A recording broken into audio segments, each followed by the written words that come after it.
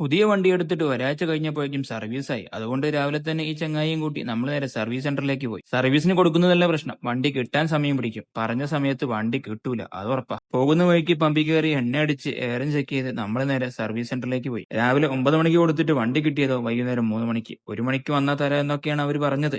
ഒരിക്കലും നടക്കില്ല, അതൊക്കെ നമുക്കറിയില്ലേ. സർവീസ് കഴിഞ്ഞ് തിരിച്ചു വരുമ്പോ ദേ കിടക്കുന്ന അടുത്തത്. ഒരു ആടിന്റെ പൈസ കയ്യിൽ നിന്ന് ഇപ്പൊ പോയേനെ, പടച്ചോൻ കാത്ത്. ഉള്ളത് പറയാലോ, സർവീസ് ചെയ്ത് പുറത്തിറങ്ങി ഒരു 10 മിനിറ്റ് പോലും അറിയില്ല, അപ്പോഴേക്കും മഴ പെയ്തു. പുഴയുടെ ഭംഗി കണ്ടപ്പോ അവിടെ കുറച്ചു നേരം നിന്ന് ഒരു പ്രകൃതി സ്നേഹം. അവിടുന്ന് നേരെ സൂപ്പർ മാർക്കറ്റിൽ പോയി ഈ കാണുന്ന സാധനവും വാങ്ങി. ഇതെന്തിനാണെന്ന് നിങ്ങൾ കമന്റ് ഇടി. പിന്നെ ഇതും ഇരിക്കട്ടെ, ഒരു മധുരം. താഴെ കൂടി മദ്രസയും കഴിഞ്ഞ് നേരെ വിട്ട് നമ്മുടെ സ്വന്തം മലമ്പുഴയിലെ കവയിലേക്ക്.